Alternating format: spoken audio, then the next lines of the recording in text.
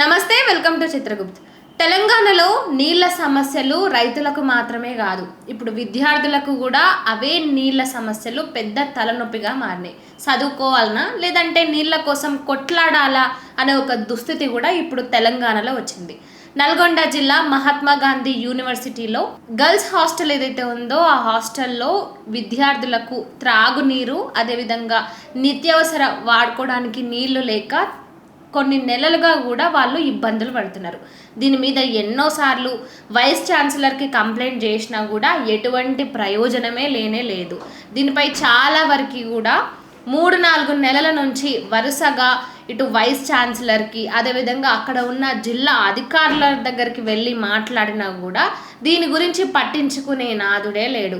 మరి ఈ రీసెంట్గా 3-4 రోజుల నుంచి చూసినట్లయితే కనీసం అసలు మొత్తానికే నీళ్ళు అనేవి రాకుండా ఉన్నాయని కూడా ఆ విద్యార్థినులు వాళ్ళ ఆందోళనలు ఏ విధంగా తెలుపుతున్నారంటే, అర్ధరాత్రి పూట 11 గంటల నుంచి 2 గంటల వరకు ఏదైతే ఆ యూనివర్సిటీలోని వైస్ ఛాన్సలర్ బంగ్లా ఉంటుందో ఆ బంగ్లా ఎదుట బైఠాయించి నిరసనలు, ఆందోళనలు తెలిపిండ్రు.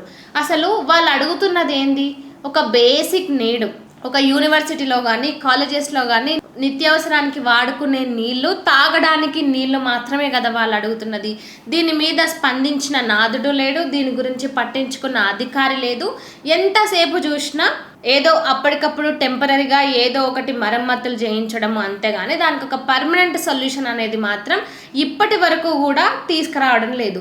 దాదాపుగా ఆ హాస్టల్లో, కృష్ణవేణి హాస్టల్లో 1100 మంది అమ్మాయిలు ఉన్నారు. అందులో ఈ ధర్నాలో పాల్గొన్న అమ్మాయిలు దాదాపుగా 400 నుంచి 500 మంది వరకు కూడా ఉన్నారు.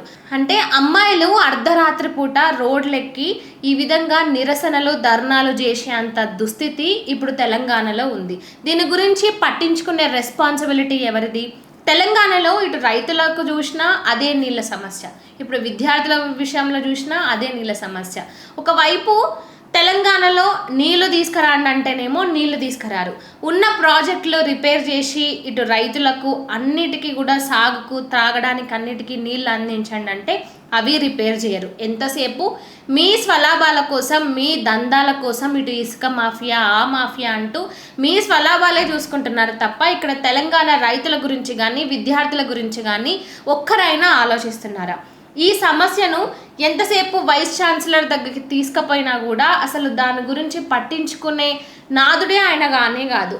ఏదో అప్పటికప్పుడు టెంపరీగా ఒక సొల్యూషన్ చూపడం తప్పితే ఈ ఆందోళన, ఈ నిరసన ఏదైతే ఈ అమ్మాయిలు చేస్తున్నారో అదే సమయంలో పోలీసులను పిలిపించి వాళ్ళని కంట్రోల్ చేయడానికి ప్రయత్నించింది. కానీ ఆ సమస్యను మాత్రం పరిష్కరించాలనే ఆలోచన మాత్రం ఒక్కరంటే ఒక్కరికి కూడా లేదు. మరి దీని గురించి ఎవరు రెస్పాన్సిబిలిటీ తీసుకోవాలి? విద్యాశాఖ మంత్రి తీసుకోవాలి. విద్యాశాఖ మంత్రి ఎవరితో ఉంది? మన ముఖ్యమంత్రి రేవంత్ రెడ్డితో ఉంది. విద్యాశాఖ, హోంశాఖ, సీఎం, ఈ 3 శాఖలు కూడా ఆయనతోనే పెట్టుకొని ఇందులో ఉన్న సమస్యలైనా సరిగ్గా పట్టించుకుంటున్నా అంటే లేదు. ఈ నీళ్ళ ప్రాబ్లం ఇప్పటిది కాదు, నిన్న మొన్నటిదైతే అసలుకే కాదు. గత 3 నుంచి 4 నెలల నుంచి కూడా ఈ ప్రాబ్లం కంటిన్యూ అవుతూనే ఉందంటూ కూడా ఆ విద్యార్థులు ఆందోళన చేస్తూనే ఉన్నారు. అయినా కూడా పట్టించుకోవడం లేదు. మరి ఈ విద్యాశాఖకు సపరేట్ ఒక మంత్రి ఉండింటే మేబీ ఈ సమస్య ఇన్ని నెలల పాటు కొనసాగేది కాదు కదా, దీనికి ఒక పరిష్కారం అనేది ఖచ్చితంగా ఉండేది కదా. ఈయన అన్ని శాఖలు ఈయన దగ్గరనే పెట్టుకొని ఆ శాఖల్లో ఉన్న సమస్యలను పట్టించుకోకుండా ఏదో నామమాత్రంగా ఇన్ని శాఖలు నాతో ఉన్నాయని అంటే ఎట్లా?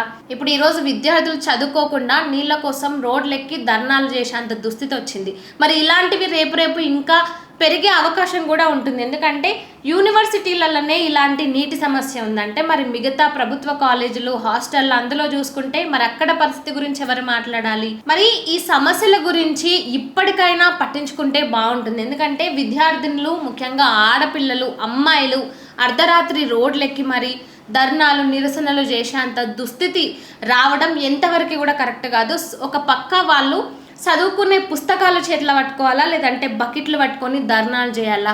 ఇప్పటికైనా విద్యాశాఖ మంత్రి అయిన ముఖ్యమంత్రి రేవంత్ రెడ్డి గారు ఇప్పటికైనా ఈ సమస్యను కాస్త పట్టించుకోండి. వాళ్ళు ఏదో మిమ్మల్ని కోట్లు ఇవ్వండి, అవి ఇవ్వండి, ఇవి ఇవ్వండి అని అడగట్లేదు. వాళ్ళకున్న బేసిక్ మినిమం నీళ్లు కావాలని మాత్రమే వాళ్ళు అడుగుతున్నది. ఈ విద్యార్థుల గోడు కాస్త పట్టించుకుంటే బాగుంటుంది.